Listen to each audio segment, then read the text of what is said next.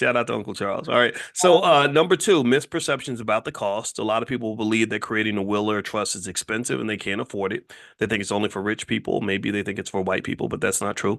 Three, lack of awareness. Many people are not aware of the benefits of having a will or trust and don't realize how important these documents are. Four, discomfort discussing death. How many of y'all have relatives that Oh don't? my God. Let me tell you something. My dad is 77 years old. I was taking him home from the airport and I was like, I said something about when I'm 80, but I know I said he was 70 in his 70s, his mom's still living. And I said, because his mom was like 15 when he was born. And I said, Mhm. when I'm in my 70s, I mean, you're likely not going to be around. He was like, Dad, you're 77 right now. I mean, that's another 30 years from me. You're probably you're gonna be like 110. It's likely not, but my dad does not. But I made sure that he has a living trust. He didn't want to do it, but I did it for Mm. him because just like you said, some people don't like discussing death. But why? It's inevitable. We all gonna die. Right, right. And what's interesting to me, Constance, is that you gonna end up discussing it whether you want to or not. Right. On the front You end or the know, back end. right, front end or the back end. That's the only choice you got. Because Yeah. we all end up having to discuss death after somebody has died.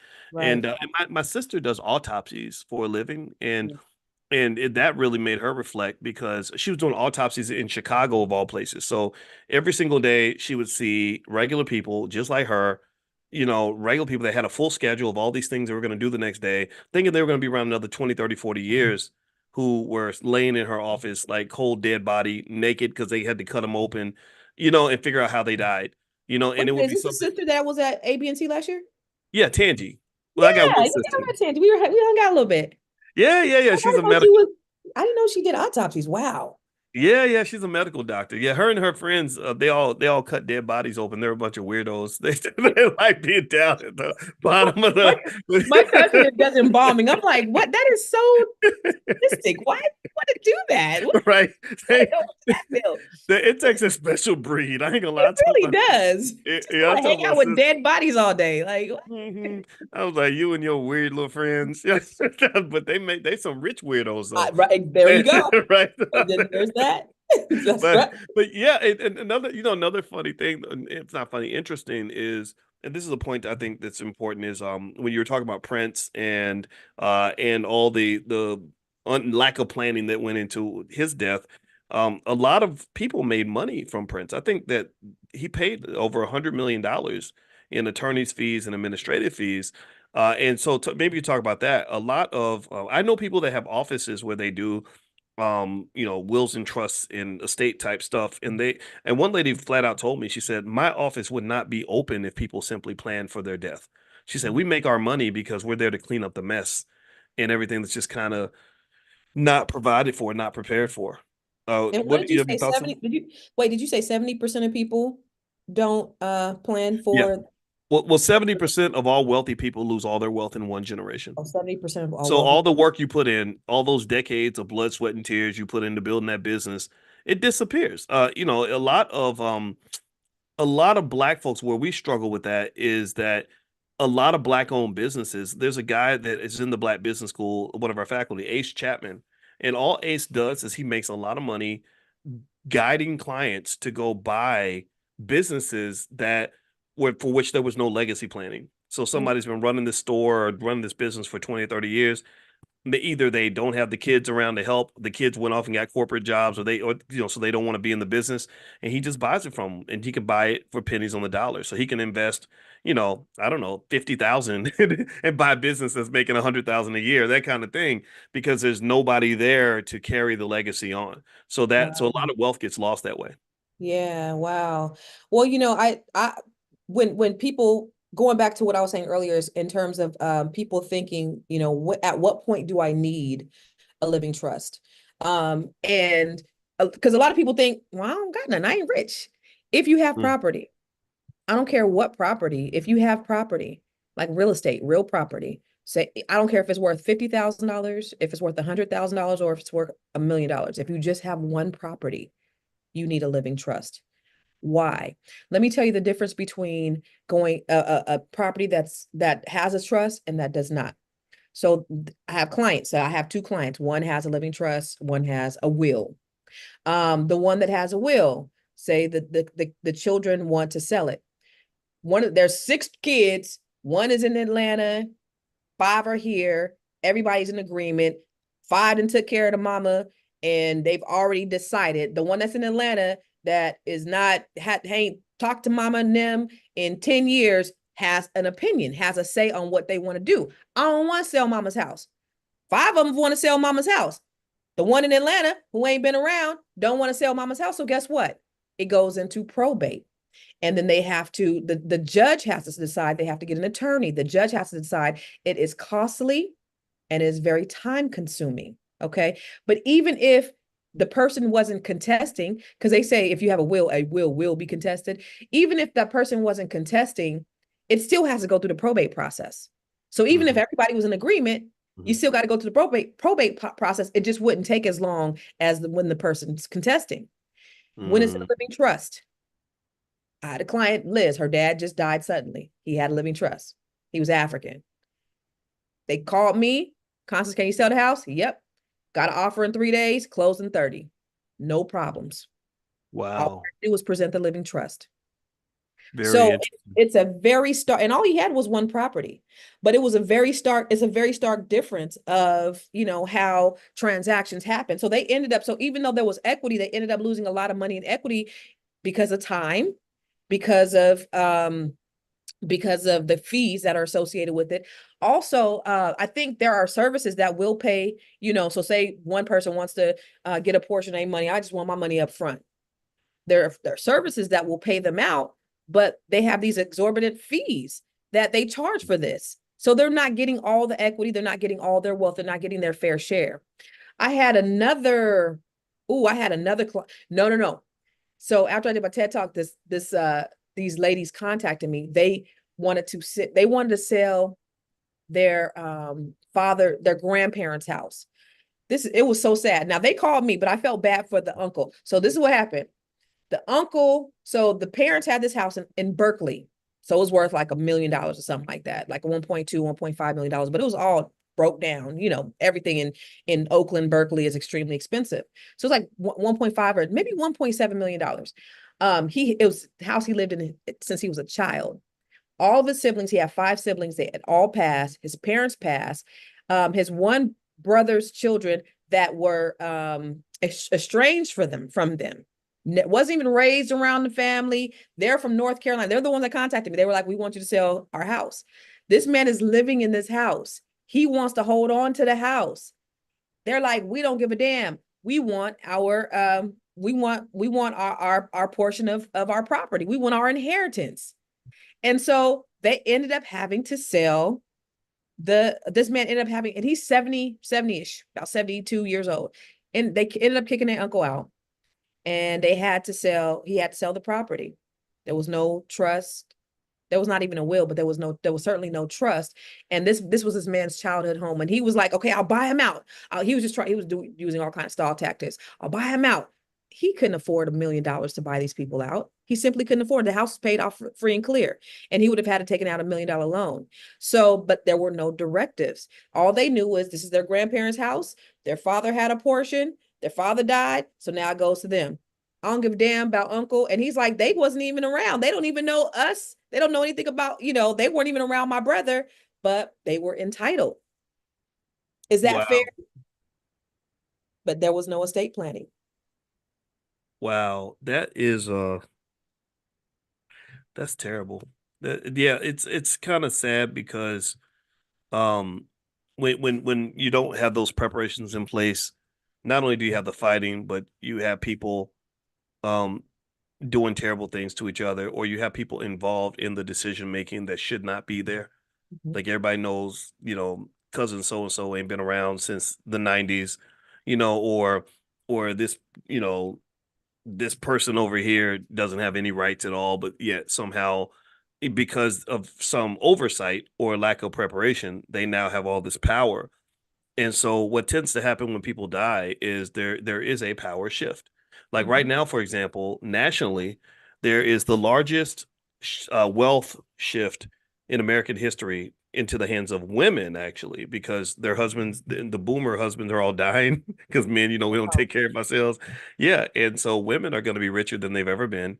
And then after the women start to pass, the Gen Xers are going to have trillions of dollars in wealth passed on to them. So these, when people die, things change. One of my friends had a girlfriend whose dad was, he was a 52-year-old player. And so he had some money. He stayed in shape. So he had this young girlfriend, about 32 years old. He paid all the bills, took good care of her and all that stuff. But the girlfriend, for obvious reasons, didn't appreciate, her dad dating a girl that was the same age as her. So she didn't quite get along with this girl. So the guy lives with the girlfriend, and his mother lived there too. And so he's paying all the bills. Well, one day he finds out that they say age ain't nothing but a number, but it's a very important number because because he had a stroke, and so he had this stroke and he goes into a coma. So the mother and the girlfriend were stuck with this dilemma. But, how do we get the bills paid? 'Cause the money's all in his bank account. So they did what he probably wouldn't have had a problem with them doing this, but they took the cell phone and they used the face scan to get into his bank account. Yeah, yeah, and they transferred over the money so they could pay the bills. So now you committed a federal crime pretty much. And so they're paying the bills and he's in the hospital. They're hoping he gets better. He doesn't get better, he dies. Suddenly, that's when the state steps in. And so the daughter suddenly, here's the thing, in his because he had no will, no trust, no nothing, guess who inherited all of his stuff? I'm The hoping the daughter, daughter. Okay. the daughter who hated the girlfriend's guts. So suddenly she owns the house. She owns Get all out. all the money in the bank. All right, she sends the sheriff, get them out of here, right? Grandma too. Like I don't know if she Oh, evicted grandma grandma. too. Yeah, right. She's like, y'all got to leave. They go do a forensic investigation. Like, wait a minute, who took $70,000 out of the bank account? Oh, now you're a criminal, and I can get you arrested. And it got messy. And the thing is, we know that her father probably wouldn't have wanted all this to happen. Of course. He was the last line of defense, but when that line of defense is gone, bad things happen. So one thing that we do, every day, when we do our financial consciousness training, and you and I were talking about the benefits of talking about economics every day, and I know you're going to do the same thing. So I'm gonna start telling people about that so they can go check you out as well. Is one thing about consciousness that people miss is consciousness isn't just about understanding what's in front of you. It's about understanding the what ifs, or like Right. playing out all the scenarios. And I don't know if we're really encouraged to really do that, because if we did that, if we played out all the possibilities, like, okay, what if this happens? What if that happens? What if this happens? What if that happens? And we're more strategic in that way, we would be more proactive in our actions. And I don't think we have a society that encourages us to be proactive. We have a society that is okay with us just simply being reactive. Right. Right. I'm gonna Absolutely. sit here. Yeah, I'm gonna sit here like everything's great, and then wait for something horrible to happen, and then I'm gonna say, "Oh, woe is me," and Jesus didn't bless me, and all that. It's like, no, Jesus wanted you to plan Yeah, ahead. they blame it on Jesus or the devil. It's either or. There's Right. no accountability here. But Right. think about Black people. I want us to do better. We are the most reactive people on the Yes. planet. Yes. When we talk about having things and gentrification, even, right? You selling grandmama's house and you getting mad at white people because they didn't saw the value in something that you didn't see the value in. And so now you want to get mad, but now you want to do something, but you've already sold grandmama's house. So it's Mhm. just like we gotta be more proactive about wealth, about money, about finances, about legacy building. We got Google is your best friend. I did a Yes. TED talk. It's called Google That Google Shit. that shit. Google it. PTS. The information is everything is out there. We have more power in the palm of our hands than they had when they put the man on the moon. We have more technology. It's all at our fingertips. So there's no reason why we shouldn't have we shouldn't be building wealth. We shouldn't be protecting wealth, and we shouldn't be passing the wealth onto our children because there's too much information out there. But that is the problem, Dr. B, is there's just a lack of knowledge. We just don't know. Because I was in real estate maybe 10 years before I really understood the benefits of a trust. So I didn't even know. So if I didn't know, and I'm in real estate every day, how is the lay person supposed to know? And we are, when you talk about the last line of defense, the Black people are really the last people to get information anyway. So if white people ain't really getting on a grand scale, we really, really are not getting it. And so that's why, we're beating down the door saying, hey, we want you to get money, we want you to build wealth, but we want you to be able to keep it and pass it to your children. That's Yeah. also important because that's the reason why we do it. It's the reason why I get up every day and do what I'm doing is because I got them four badass kids that cost me, I got two in college and I got to pay for them suckers. So I need to make And sure and that they all look just like you, by the way. you think so? Yeah, they all your little clones. But I have to, I have to, we gotta do better for our children. Somebody asked, what if I just transfer the property into my name or into someone else's name? Is that sufficient enough? And no, it's not, because what if you die? There's what's because living trust can be somewhat expensive. Some of them can be. You could do a transfer on deed death. That means if you die, the deed transfers to whoever you want it to transfer to. So it's in your name, but it transfers to them. That way it won't go into probate. But what happens if they die first? And you're Mm-hmm. right back at that same scenario. So the living trust is the most solid way, is the safest way that you can really preserve your wealth. And the other thing about a trust too is that the trust isn't just for death, right? It's a huge asset, when you do pass, right? We definitely covered that, but also a trust again, I'm not an expert on it, but I've studied it quite a bit. Is basically it's another entity, Mhm. and it can be there for protection, for legal protection. Absolutely. There are lots of wealthy people who, if you sue them, you won't get anything because they'll say, "I don't have any money, but my trust is rich, my trust is loaded, right? But I'm broke, right? That's how While you I'm do going it. right while I'm in Monaco with my Bugatti and getting off my yacht, but that ain't Exactly. my yacht. That like yacht Right. belongs to the That belongs to trust. the trust. What do you Yeah, mean? yeah, yeah. So you can think of the trust to some extent like bringing in this relative in your family, like a financial bodyguard that's going to hold all your stuff. And you can Hmm. put your house in the trust. You can put any assets into the trust, Yep. and so you end up starting off with this thing basically called a trust document, and the document kind of lays out a lot of the details in terms of the nature of the trust, what it is. It's kind of this central piece of paper. So like with my wife, I just tell her if something happens to me, like, cause she got real worried when I started flying airplanes constant. She just, whenever I bring up how much I love flying, she just gets real quiet, and I know why.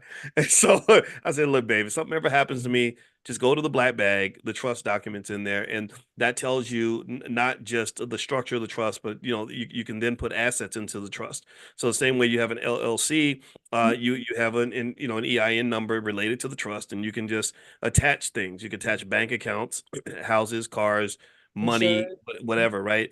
And then also you can have provisions in the trust, right, where you basically talk about like, okay, I have these life insurance policies. The trust is the beneficiary of the life insurance policies, and some people do that. That's what I'm doing, right? My trust is the beneficiary of my life insurance policies, and then I think carefully about who the trustee is and stuff like that. So for example, I'm leaving a large percentage of my three-quarters of my wealth to the Black Business School, my wealth, Wow. my insurance policies, everything. And because I thought extensively about legacy planning. I said, gosh, what if something happens to me? Like what's that gonna look like if we wake up one day and Boyce is not here anymore? I was like, I don't want that to happen because I care about people that I work with and I want to make sure they're safe. So we kind of have this whole setup with a board, and everything takes money to fund. So I was like, here's a bunch of money. And so effectively what that does is that allows the Black Business School to kind of live forever. You know what really got me, Constance, was we went to Egypt not long ago as a group. It was so cool. Like, 50 intelligent Black people all up in Egypt just acting the fool. I'm Had a going great time. next year. I'm You going. you gotta I'm go. going. You gotta go. South You gotta Africa, go. right? Y'all going to South Yes. Africa? I'm going. We're gonna do South Africa and actually even Ghana. I've talked to him about Ghana as well in the spring. So I'm gonna keep you posted because I want you to go Yeah, because you for you sure. will love it. You will love it. And you know what crossed my mind? Me and Alicia went to see King Tut's mummy, and it was crazy. It was all nasty and decrepit. I was like, oh my God, that's King Tut. And I looked up his life, just trying to find out who this dude was and why he was so important. And it wasn't like he was necessarily that much different from the other pharaohs. It's just he did a really good job of planning his legacy. Like he only led Egypt for I think like 9 years. And maybe I'm wrong, but I think it was like 9 years. So it wasn't like he did all these He really amazing young? things. Was he the one that was really young?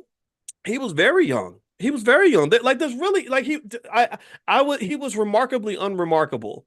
to get all that clout that he has, you know. He's like And 18 or something though, wasn't he? Wasn't he like how old yeah, was he?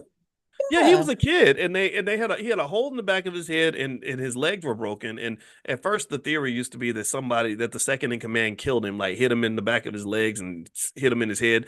But then they came up with another theory where they had to cut the hole in his head to put the crap inside his body to maintain. So I don't know the story anyway. But here's the thing that got me thinking was I said, okay, I get it now. One thing that was interesting about the ancient Egyptians is they were obsessed with the afterlife.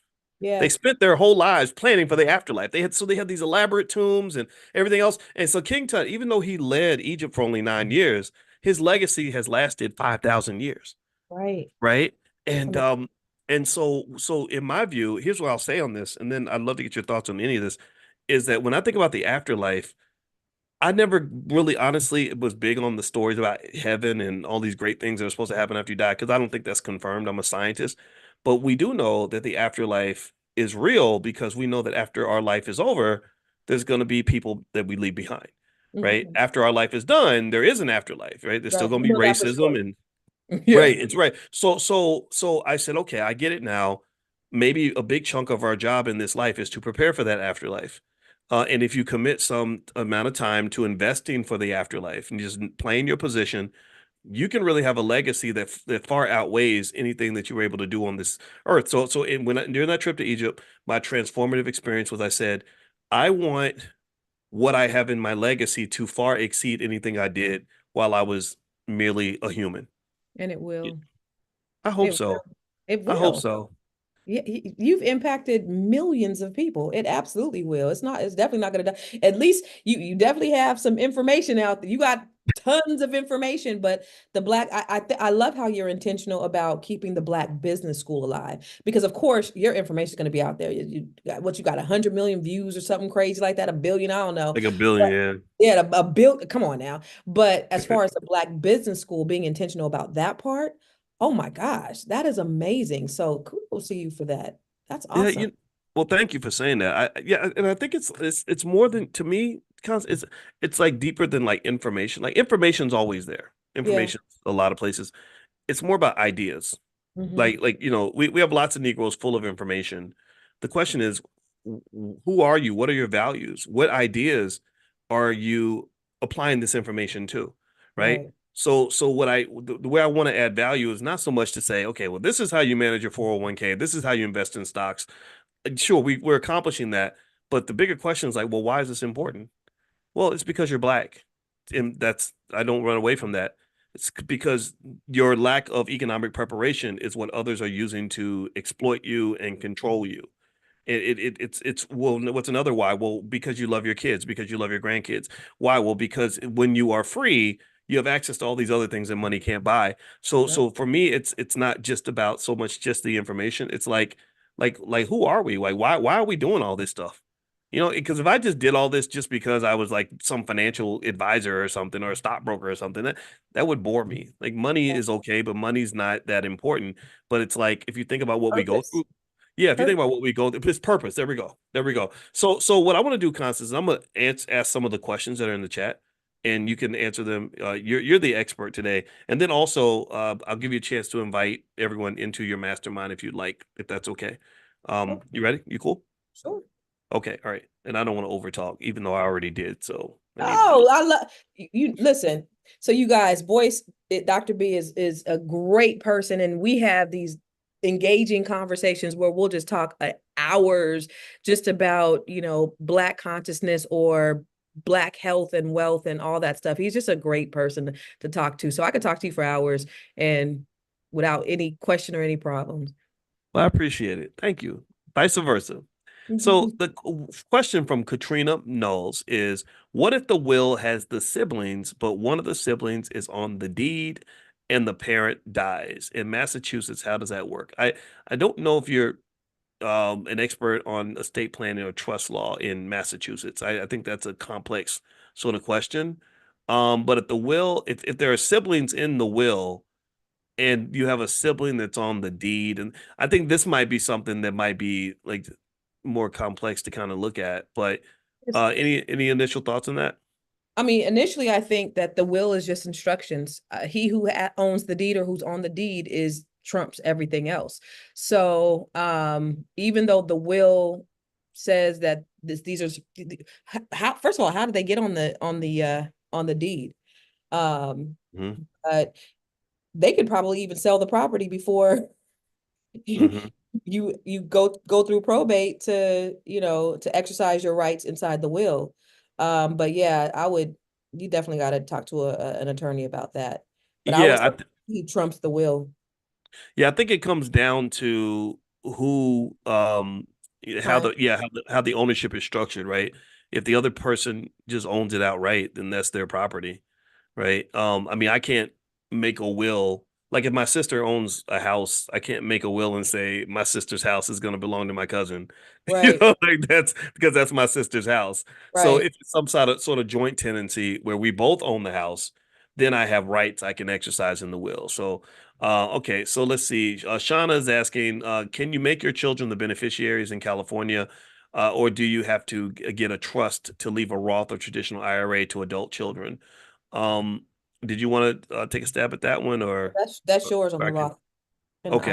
IRA. Yeah, in most investment accounts, actually, they will let you put a beneficiary in your account. So if you have, even if you have your E-Trade or Ameritrade, well, they're kind of the same company actually, or Schwab account or Robinhood, like you can designate your beneficiary. Um, in some cases also some people will have the account in the name of the trust as well, like your trust can have its own account too. And so so in California I don't think it's much different there. I think you can designate beneficiaries. I'm trying to remember what the order would be in terms of which one applies and what supersedes what, but basically I do know that with my insurance policies, when I wanted to leave my insurance to my um estate or in my trust, I had to let my insurance company know that, like, so that there wouldn't be a conflict with that. Let's see here. In California, can adult children, okay, be the benefit. Okay, we already talked about that. Can you please talk about Wendy Williams? She has her money on hold because of her mental illness. How do we avoid something like that happening to us? What do you know about the Wendy Williams thing? She was really struggling Not when a in whole that lot. documentary. I didn't Sorry? watch I don't know a whole lot. I didn't watch the documentary, so I have no idea. Yeah, Wendy. So here's what happened. Wendy was in a situation where has some clear mental health issues, and so what people are claiming, which I don't, I take with a grain of salt because the internet, tends to be full of a lot of us who think we know stuff that we don't know. Like, we try to judge situations where we're looking from the outside in. Um, the internet feels that the people who were kind of managing Wendy and handling her were also exploiting her and taking her money, maybe because some things her husband, Kevin Hunter, might have said stuff like that.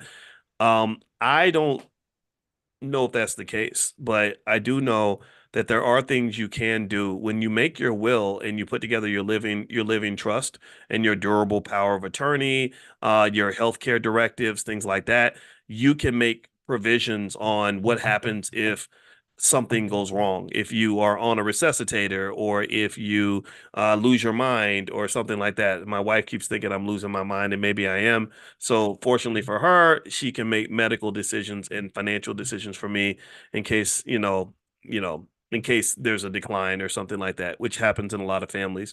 So that can occur. All right, so let's see. Shauna says, should it be a revocable or irrevocable living trust? What is your opinion on that? I don't like the whole irrevocable part of it. So Um, what do you think? typically irrevocable is for more wealthy people. Regular people like us, we have revocable living trust. So you need to be, if you, in case you need to change it and pull things and change things as you go, as you grow. So typically for an average person like us, you're going to do a revocable living trust. Okay. Yeah, yeah. I think that the big downside of a revocable trust is that you don't have as much protection from creditors, Mhm. and also the tax benefits are lower from what I understand with revocable trust, because you have control over it, right? But that's why people want things that are revocable so that they can get rid of it if they're not happy. So, I have revocable in place, but irrevocable is something you can do where if you want a little more protection.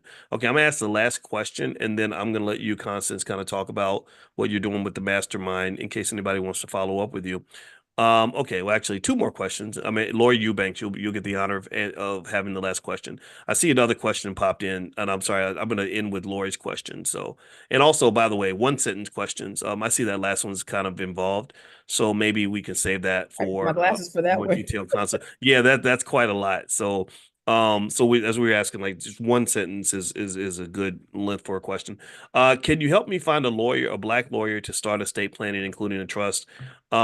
We do have some people that we're working with. I have to figure out if I want to recommend them or not. One of them wants to work with some of the students in the Black Business School, so I told her let's have some meetings and then we can kind of make a decision on that. But follow up with support at theblackbusinessschool.com and they will create a directory of estate planning experts that can help you. Last question for Constance. Can real estate, and by the way, you can interrupt me at any time, Constance. I'm just going through. Can real estate with a lien fund with a lien, real estate, okay, can real estate with a lien fund the living revocable trust? What is the deadline on opening the estate of the dead loved one? Well, these are very pretty specific things. So, Um, Go so ahead. a property with a mortgage on it has a lien on it, and yes, that could be put in a living trust. So yes, Mhm. and then the deadline of opening an estate of the dead loved one is before they die, Mhm. Yeah, so one and of not when they're incoherent. They yeah, have and I know they and have I to be know that of sound mind. I know that, yeah, with the lien, from what I understand, the lien doesn't disappear if the person dies either. You have creditors maybe that, or just that's the nature of the lien, right? Mhm. And so they have rights as well. And also, if you have a lender on the property, you'd want to let the lender know that you're putting the property in a trust. So, Constance, I'm going to shut up now and allow you to kind of share what you're doing with the mastermind for those who want to kind of follow up with you. Go right ahead. In fact, wait, I think, oh, there, I was oh, just go- reading an anonymous attendee because I don't think she had a question. It just looked like a statement about her husband had given her properties, 80 properties, and oh, my husband's given me 80 properties in my name. He had given up me up to 500K property in my name by the time we had married. 80 properties? Wow. His children from the first marriage have been deeded to his other properties and other legacies. It is fine if I have my beneficiaries be nonprofit organizations due to my philanthropy. I do not believe the children, will because they will be very wealthy when their father dies. He and I have no children together. I'm beyond childbearing age. Well, good for you. Somebody gave you 80 properties. You've had a beautiful, good life. beautiful. Congratulations to you. Yeah, There's congratulations. nothing, Let's get that there's black no, wealth going. yeah, no answer to that question. Just congratulations. All Yeah. right, so I'm gonna let you go ahead and finish this up, and I'm gonna actually be quiet. I might even take myself out while you kind of talk about what you got going on the mastermind in case anybody wants to follow up. So go ahead. Okay.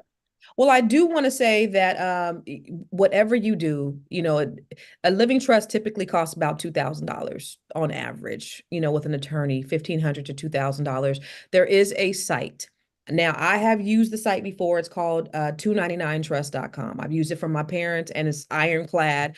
If you have a little bit more money, obviously you want to go with a lawyer. If your estate is a little bit more complex, you definitely want to have an attorney do it. But if it's pretty simple, 299 trust, the trusts are $299, and you could get, you can at least get started. I just want you to be protected because it is solid and it does hold up in the event that someone dies. I just want you to get something. Something is better than nothing. Okay. So I just wanted to end with that. So for thank you, Dr. B, again for having me on here. So I'm excited because Dr. B and I was talking one day, and we were just talking about how we could work together. I mean, we've been working together for a while, but how we can really make an impact. And I built the largest Black-owned real estate firm in California, and I just like, okay, well, where is there a need? How can I add value to what it is that you're doing? And so we decided that we were going to put together a real estate training, a real estate mastery for people who wanted to start investing. 80% of wealth in this country is generated through real estate. And so we want Black people to be real estate investors. It's great that you own property. If you own a home, that's great. If you don't own a home, we want you to get your first home. If you own a home, we want you to get more property because that's the true way. That the quickest way that you could build wealth. So what we decided to do is we decided to put together a 12-month real estate mastery training, which I'm really excited about. We had our first session on Tuesday, and it was wonderful. We got so much great feedback, Dr. Boyce. Everybody loved it. I got all kind of emails and DMs, and everyone absolutely loved it. What we're doing is we are teaching you the art of investing from all different aspects, right? So we're going to teach you about multi-units. We're going to teach you about apartments. We're going to teach you about single family homes. We're going to tell you about all the loan programs. So the great thing about me, and I could toot my horn. I don't toot my horn very much, but I've been in real estate for over 20 years. Not only do I do real estate, but I own a mortgage company too. So you're going to learn, you're going to be an expert in mortgages. I have several credit books. I'm a credit expert. So you're going to be an expert in credit. So you're going to have all the knowledge within yourself so that you are able to assess properties yourself so that you can start investing. So that's the beautiful thing about it is we have it all contained. It's a community of like-minded Black people from all over the country who are coming together to start investing. So we're teaching you the theory around investing, but guess what I'm really excited about? I've been in talks with a few different municipalities about some projects that we're going to be looking at as investing as a group. So I'm super excited about that. So that's going to be around the Nice. 90-day mark that I'm excited about presenting. But not only are we talking about investing in real estate because I can teach you about how to invest in real estate, how to analyze a deal, but I'm teaching people how to build sustainable businesses. So you're going to learn how to create your entity because that's important to limit your personal liability, your tax liabilities. You're going to learn about how to put together your trust to protect yourself. You're going to learn how to collaborate. You're going to learn how to create joint venture partnerships. So it's not just about investing, it's about creating businesses. That's the thing that I think is really important, and that sets it really apart.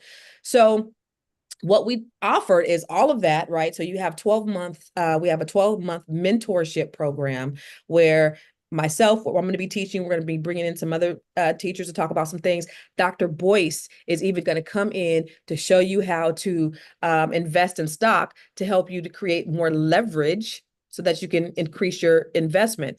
But what comes with this, let me see if I can share my screen really quick so you can kind of see what you get with all of this, which, like I said, I'm super excited. And there's some thunder going on outside in Washington, D.C. Oh, That's crazy. What's the weather like where you are? oh, it's great out here.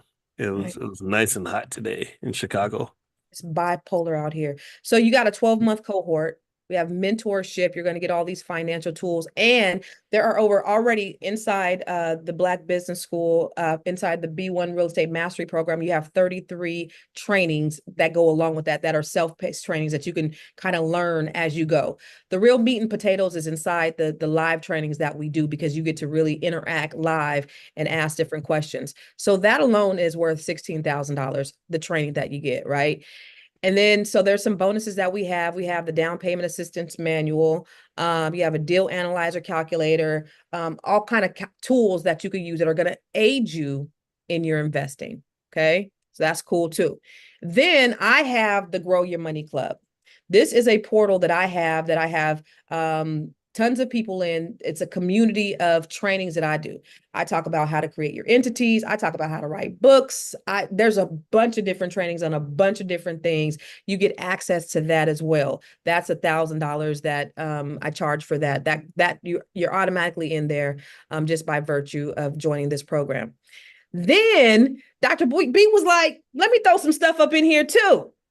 So from the Black Business School, you have Black Money 102 expanded. You have stock training with Dr. Boyce. You have the real estate 101 training. You have Black Money 105. You have the Black Millionaire Real Estate Agent. You have Dr. Boyce presents how to invest in stock, the Credit Mastery Program, the Black Real Estate Weekend. You also have him live. So he's going to be coming in live about once a month to talk to you directly about, how to grow your money, different ways to grow your money so that you can use it as leverage to invest in real estate. So you got him, you got me, and you got all of these bonuses, which is another $5,000. Okay.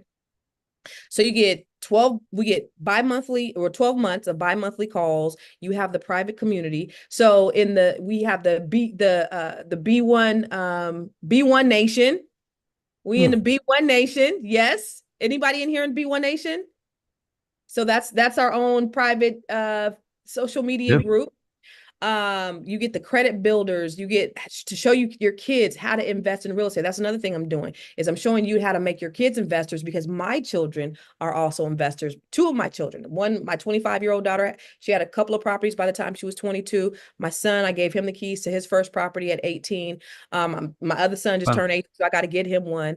So you're going to learn contracts and all of these things. So you're going to have all of this information. I think right now for 24 hours, Dr. B, because it's $5,000.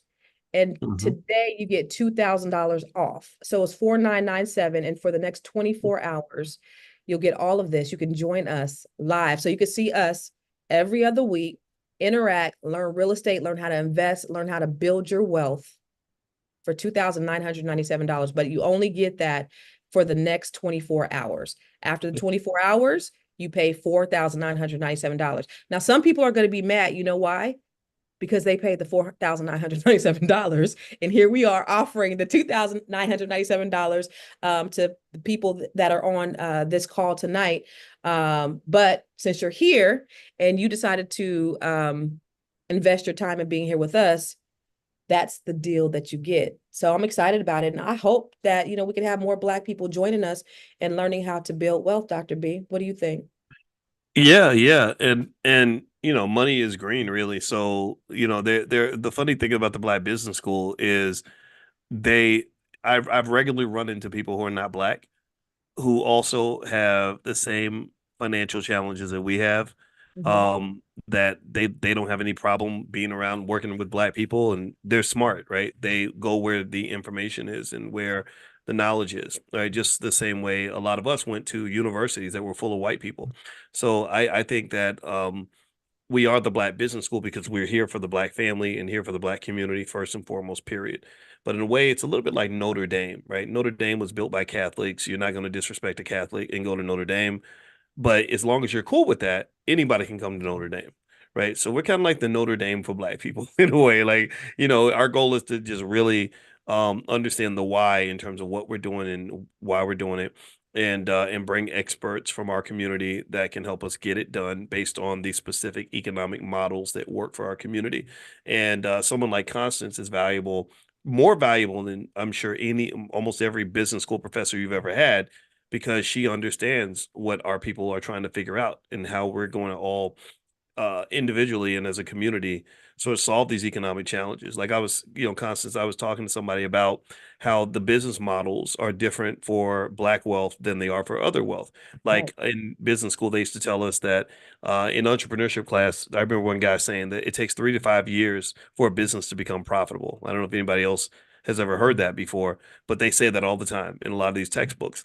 And I said, that doesn't make no sense. Most Black people I know, they got 4 months to figure it out, right? Maybe Right. 5 months. They can't lose money for 3 straight years, right? So basically, we shift the models, right? And we cater to what your specific challenge is. And Constance is good. She wouldn't, I wouldn't be working with her if she wasn't. And so this is a great way for a fair price to really get access to someone who has done the thing. Constance, most people don't even know that business school professors in universities, that same school that put people $100,000 in debt. Yeah. Most business school professors have never even run a business. Wow. Did you know that? Wow. And I've been blessed to run a successful business for over 15 years with a PhD, a public Hmm. high school diploma. I definitely don't even have a degree, but you know what? I want to throw something else in there, and let me show them if I could show them the website really quick, the B1 Real Estate Mastery, so I could just show them how easy it is to navigate and what they need to do to sign up. And I'm gonna do this, Dr. Boyce. For the first 10 people, if we get 10 people to sign up, I'm gonna do a one-on-one, Oh, just a wow. one-on-one coaching session. Uh, Nice. just to kind of see where they are and how I can add value to their life. Oh, that's awesome. So, Wow. yeah. So they get to So talk to you. They get to know they you get in to talk person to me. Yeah, directly. 100%. Nice. So B1 Real Estate Mastery, here's the website. All right. So 24 hours. I thought they was giving y'all 48. They're not giving you 48. They're only giving you 24 hours. This is Oh, not me. This is the powers that be. So you get wow. $2,000 off the pay in full price today. And it's 24 hours. So your last chance, Friday, August 30th at 11:59 p.m. Eastern time is Mm, when it expires. Okay. So understand that you sign up here. There are payment plan options for you. But once you get in, you immediately have access to information. Like I said, 33 trainings already. You have our first training, which we just had on Tuesday. And it was great. But this is how you sign up. So you can pay in full, or you can pay, what is it, 347 per month. So you could do $2,997, which Dr. Boyce, Grant Cardone, who I would say he's a culture vulture. He likes to work with a lot of Black people, and he likes to take a lot of Black he does. people's. He He charged does. $40,000 to teach real estate. 40,000. Mm, So yeah. we might be a little bit on the on the less expensive side, Yeah. but we don't want to gouge you. We're not trying to rape our people. We Yeah. want to give you the best value, and we want to make sure that we don't take all your money so that you can use your money so that you can invest in real estate. That's the whole purpose. We want to help you because my goal, my passion is helping Black people, because I don't believe the news article that said by the year 2053 our net worth was going to be a zero. I refuse to believe Mm, that, because I know that we are resilient people, and so we want to make it so that it is as accessible as possible for our people. mm. $2,997 is really a lot less expensive than um, I would do just on a regular, but we have that available for you so that you can take advantage of this and start building wealth with us. You know, That's you make a good point, Constance. And by the way, if anybody can't see the website, it's B1 B the number one B1 Real Estate Mastery.com. That's B1 Real Estate Mastery.com. So if somebody could type that in the chat so everybody can see it, it's B the number one B1 Real Estate Mastery.com. And I might repeat the URL a few times to make sure everybody can write it down. But you know, what you're talking about, Constance, that's really interesting is you talked about Grant Cardone, and I don't have anything against the man. I had an interesting interaction with him. One of his team members reached out and they said, "Hey, you know, we like what you're doing. We'd love to bring Grant onto your platform." And I guess I don't know what they thought I was gonna say. I don't get impressed when, you know, sometimes I get discovered by white people, and you know, that's not something that I care about. I don't want to be on TV. I don't want to be a national name. None of that stuff. I want to be known by the right people. So I was like, okay. So a little test I always do to show to figure out if you really respect the platform or not is I say, okay, you're offering me this deal. I get to have Grant Cardone on my channel, which apparently you feel like I should be excited about that. I said, okay. Well, tell Grant he can come on my channel after I go on his. So he can come in and talk to our people and recruit them for whatever he wants. But that's after I come in and I talk to him. And I never heard from them again. They didn't follow up. And right, right. And I knew that was gonna happen because I know what the game is. I know what you're doing, right? wow. You want to come in, you want to talk to our people, they'll get excited and come and work with you, and that's fine. I don't have any problem with that. But it's interesting how protective they become. You Mm, know, like, oh no, we don't want you here. Well, why not? Oh, because I have a PhD and you don't. Is that what mm, it is? Because I can run circles around you in most economic areas. Not that I know everything. We don't know everything. But you know, I've run into that literally with because some of these financial influencers are just good salespeople for the most part, mm, and that's it. Whereas I'm a financial scientist. You can't get a PhD in this stuff without going through the fire. Like, mhm. I mean, the fire is hot and it lasts for several years and it's hard, you know. So, you know, like I talked to this guy, this young guy, his name's Aristotle, and I remember I The think smart guy. yeah, I made a comment on his page, like just an innocent comment, like he said something about the market, blah blah, and I said, yeah. I was talking to my students about that this morning, and he was heated. He was like, "What are you doing? You're coming in." I said, Don't "What? come on What my am platform. I?" Right. And the truth is, I'm not talking about him in particular, but I say the truth is, I think that there are people that really know their stuff, and then there are people who are just good at platform building and selling things. And I think that the reason I'm even bringing that up is because I see a lot of people who are connecting to financial influencers that, and they're coming back and they're burned. They're like, I paid $15,000 for this program, and I didn't get any value from it. I'm like, we could do that for $800 or Yeah, $2,000, or like, why are you paying $15,000 for somebody who just took one class and now right, they've learned how to sell things to you? I just encourage people, and that's why another reason why I do a lot of stuff just openly, and I share a lot, because I'm like, look, I ain't got nothing to hide. I want you to know what's real and what's not. And y'all see me in here every day, and you see Constance in here every day on Fly New Being Queen as well as her other platforms.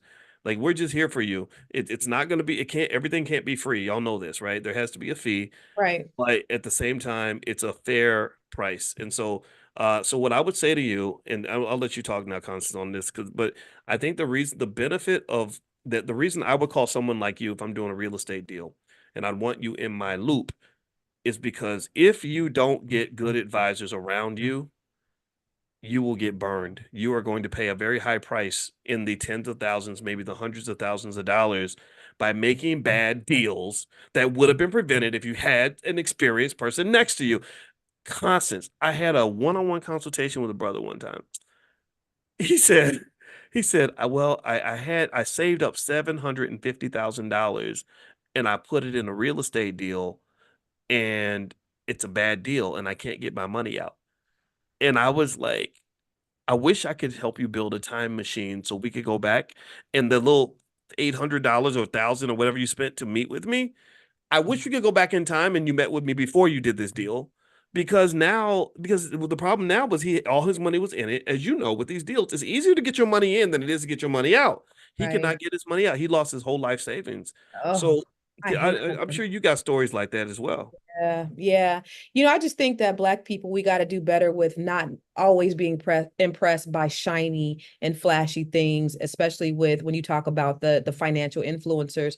You gotta really look at a person's track record and what they've been doing and their true successes, not just because I think, I know, even though for me, like I had some marketing people a couple years ago, they were like, show your house, show you in first class, show your car. Why? I'm not going to do that because it's really about what I'm able to help you with and what I'm able to add value with. I'm just a regular chick that have made some really great investments, and I can show you how to do the same. And I just want to help regular everyday Black people to be able to get from where they are to get to that wealth space. And that's it. So I know we like the get rich quick. We want to hurt. This is not a get rich quick scheme. Okay, Mhm. this is going to take you investing and being intentional about your time, about your energy, about your resources, about what you do. Okay, so when you come in, be ready to work. And and don't say I didn't get anything out of it, because it's what you get out of it is what you put into it. So I'm gonna give you everything I have. You're gonna learn everything I know. You're gonna learn everything I know. But it's up to you to execute. I'm gonna provide you opportunities. I'm gonna show you where to get some deals, but it's up to you to execute. And so that's what we want. We only want people who are going to come in, that are going to do the work, that are going to add value to the group as well, but add Mhm. value to your families. So that's who we want. We don't want the fly by night people to come in and say, "Oh, this ain't, I don't know." But we just want the people who are willing to work. And Well, if you are willing to work, we're willing to work with you. what's interesting, Constance, and by the way, the URL, if you guys want to go take a look, it's b1realestatemmastery.com. B, the number one, realestatemmastery.com. One thing that's also interesting that I think is exciting about what you're doing, Constance, is you talked about the idea of investing together as a group. Of course, yeah. And I think that that really goes a long way, because I know that if I'm new to something, I'd feel better if my teacher was investing with me, Mhm. and I know that's what we do with stock options. A lot of in the Prime program, I specifically talk to you guys about what me and Alicia are doing, Mhm. and that kind of helps get some insights into practical ways to kind of apply this stuff. Or also when Jay Cameron and I we went over to Egypt and we were talking about investing in Africa, and Jay did a great presentation about all the things you have to watch out for when you're investing in Africa. And I said, well, maybe we just get someone who understands the terrain and get a group to provide the funding and let that person kind of be the leader, right? So I think that when you're going into these new spaces as an investor, I encourage you to not feel like you've got to learn and know everything yourself, because I want you to process this. It's going to take you years to learn half of what Constance knows. So Yeah. the question to There'll ask be is, some losses. and some losses, and you're Yeah, gonna pay tuition. You're gonna yeah, pay tuition in the school of life. That's yeah, tuition. right. Yeah. So think about this. So the question, in my view, is: do you want to spend 10 years of your life? That means if you're 43, you'll figure it out by the time you're 53, right? If you're 53, you'll figure it out in your 60s. If you're in your 60s, you'll be in your 70s. And then pay a lot of money in the process because you're stuck, or just go ahead and pay that cost of getting somebody that knows what they're doing. And because the mastermind group is deliberately kept small, Constance, as your teacher, is someone you could talk to directly, Right. where you could say, "Hey, I'm thinking about doing this. Our family has some land, or we're buying a property. We're trying to do this. What do we do next?" And in fact, that's what I do. Whenever I am going into a territory I don't understand, I figure I'm like, "Who knows this territory, and how do I pay for your time That so that part. you can come in and help me avoid mistakes?" That So part. that's the logic. And I think that's how you should think about education. In my view, and don't think of it as just like, okay, I'm gonna take a class so I can have a credential so I can go get a better job. You're in a different world. You're in a world where you need to learn a specific skill so you can do something in the most efficient way possible. Mhm. So, Constance, any thoughts before we finish up? No, I'm looking forward. I love Black people, y'all. That is my passion. I'm like Boyce. And so when Boyce is, we have a kindred spirit and a similar love about Black people. I just want to see us win in whatever way possible. So however we can add value. I know there's people in there that are ready or that have already started making the purchase. I just look forward to working with you. We talk about, how when we look at the Jewish communities, they are what, less than 1% of the world's population, but they own 50% of the wealth. And it's because they practice collective economics. We are going to put collective economics into practice Mm, together. Okay. So there's that African proverb that says, if you want to go fast, go alone. But if you want to go far, you got to go together. So we're going to do this together. We're going to be in this together. That's what this mm. is about. I love that. I love that a lot. So the URL, I'm gonna give everybody the URL in case you're interested in taking a look. It's b1realestatemmastery.com. That's B the number one realestatemmastery.com. And also Constance is gonna be at the All Black National Convention. She's gonna do some training there. So if you haven't got your convention tickets, feel free to go take a look at Better that. get them. Oh, it's good. Yes, Oh man. yes. La- I've been there for the last 5 or 6 years, and it just gets gooder and gooder and gooder, boys. So I just saw the agenda today, and I'm like, oh, this is going to be mind blowing. And I'm Mm, looking forward to seeing, everybody from the BBS there. But it's going to be yes, absolutely fantastic, and I'll actually have a breakout. So you guys yes. come join my breakout when I get there. Actually, I'm gonna be on a few panels and some break. I'm working every day, but I'm looking forward to it, and hopefully we'll have a spades tournament again. Yes, yes, yes. And I'm gonna win, by the So way. last so last time I oversaw the spades tournament, Dr. B didn't win. He was like one of the first ones out, like the I first round. was. I And was. I made And sure we talked major shit about him too, y'all. my So partner reneged and oh, the did not know how to partner. play spades. And I'm trying to keep my composure because I'm mad. I'm heated. I'm like, come on, man, what's going on? So me and Alicia wanted to. We want to use a little bit of our clout to propose a new rule that says you get to pick your own partner. Okay. Wait, Because wait, wait, wait, wait, wait, wait, wait. You can't have Alicia because y'all probably got cheat codes. You can't because me and my ex-husband used to have little cheats. So I don't know. But I'm telling you guys, Dr. B didn't get away. We talk shit about him just like we talk shit about everybody else when his partner reneged on him. Oh my God, that was terrible. I still have nightmares about that night. I should be thinking about other stuff, but I'm still mad about the space tournament. But Oh, anyway, so competitive. okay, and Anita says we need to graduate to bid whiz. So maybe I we still need don't to. know how to play bid whist. Do you? I don't know how to play it either, but yeah, we could look into that. I don't have no We can problem figure with it that. out. Yeah, absolutely. Okay, Anita says she'll teach us. All So right, Anita bet. is the head of the bid whiz All committee, right, bet. apparently. So all right. So all right, so let's get on out of here. Bless you. It was great to see everybody. Of course, I'll see you all tomorrow morning at Monday in the morning. And I hope you have a great night. And the website, one more time, for those that want to go take a look, it's b1realestatemastery.com. B the number one realestatemastery.com. b1realestatemastery.com. The special offer, it lasts for 24 hours. After 24 hours, it shuts down. The first five people get to meet with Constance directly. So you probably want to be in the first five. So have a good night, everybody. God bless you. And thank you, Constance. It was great to see Thank you you. again. All right, we'll And talk maybe yes, tomorrow. ma'am. All right. Absolutely. Absolutely. Have a Just good